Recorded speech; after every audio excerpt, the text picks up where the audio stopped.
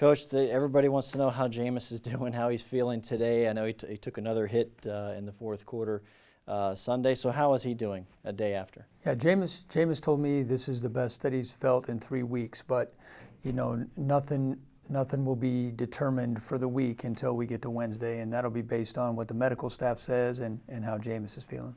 You said after the game you had actually considered maybe putting Ryan into the game. Do you recall that moment and then when you decided, no, Jameis is fine to finish? Yeah, I mean, I'm always watching the quarterback, and when he took a hit yesterday, and it was a pass that he completed down the field, and Jameis's body language, he looked like he was staggered a little bit. I wasn't sure if it was the shoulder, if he got the wind knocked out of him, if it was something else. But you know, I was calling for Ryan Fitzpatrick because I thought he might have to go, and we continued with the drive, and Jameis played through it, and he was fine. There were just things that happened offensively yesterday. It was like worst moment, worst time on a day when things otherwise were going okay. I'm thinking of the Peyton Barber penalty on a catch to Mike Evans, and then Jameis's run came back with a holding penalty. Yep. How brutal is that for these guys to see on film? And they know at the time what they've done as well.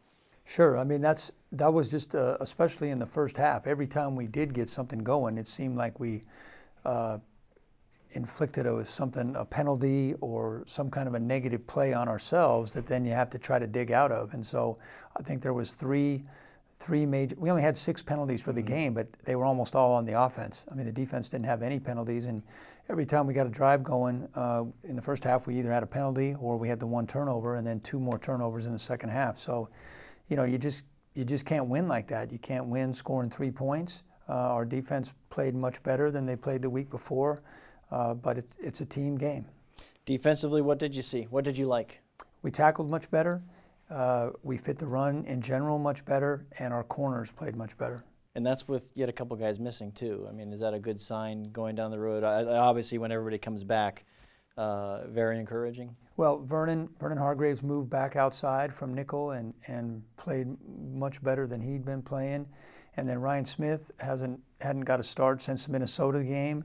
And, you know, Ryan, I know, was anxious for another start because he didn't feel like he put his best foot forward in that game, and he played much better, which is always good for the long run.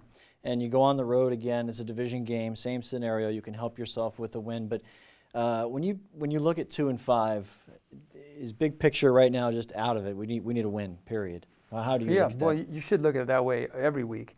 But, you know, this is the fact that we're playing New Orleans. New Orleans started the season 1 and 2. They've won 4 games in a row. And you can see on tape they're playing with confidence.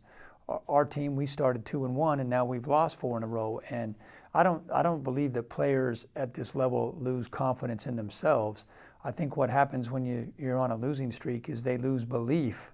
You know, belief in each other, maybe belief in the other side of the ball, or maybe belief in the system. But I don't think individual players lack for confidence. And the only way you get that confidence going again is to get a W.